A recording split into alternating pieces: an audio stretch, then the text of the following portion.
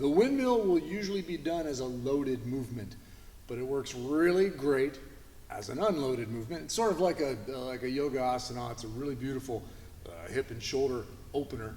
So we're going to attempt it right now with no weight at all, and then in the future, we're going to load it. We're going to put some weight with it. You're just going to have something in your hand to do this with.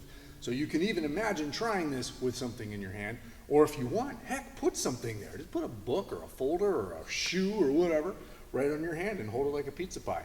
So your arm goes straight up, as straight as you can make it, which brings up the next point. If your shoulder is tight, if you have shoulder mobility issues that we talk about in other videos, please refer to the shoulder mobility video series that we have somewhere on this site and start opening those guys up even more, because you want to be able to hold that arm straight up over your head, bicep roughly by your ear.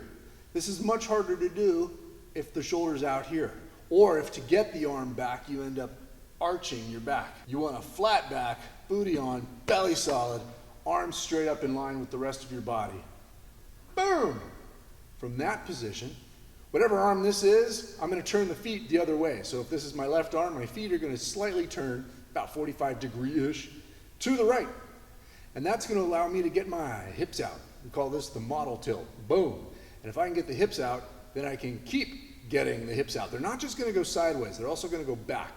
So my hips are being pushed in line with my heels, back and sideways.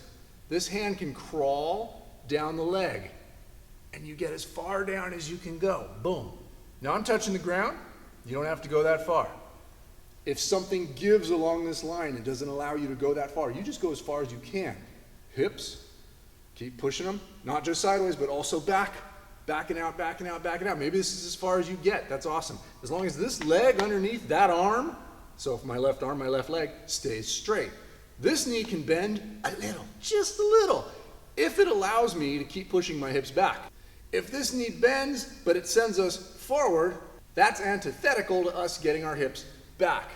So this knee can bend as long as it's allowing us to go further, backing out, backing out. In other words, I'm not shooting forward. I'm not putting my weight over this front leg.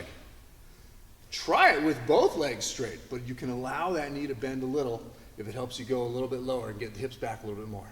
And you just crawl the hand as far down on the inside of the other leg as you can. Boom. And then push this arm right up. So as I'm coming up, I'm actually squeezing the booty, crawling down, crawling down, crawling down, squeezing the booty, shoot me up. So that's the basic unweighted windmill. Do both sides, of course, and see if both sides are even. Do they feel as good? Do they feel the same, or are you noticing any differences? Because that can be important. So observe how everything feels while you're doing the windmill. In this case, the unweighted windmill.